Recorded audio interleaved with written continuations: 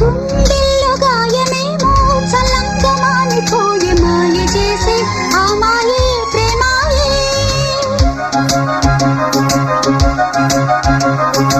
ఎంత గాయమైన గానీ నామేనికేమి కాదు పువ్వు సోకి నీ సోకు కందేనే.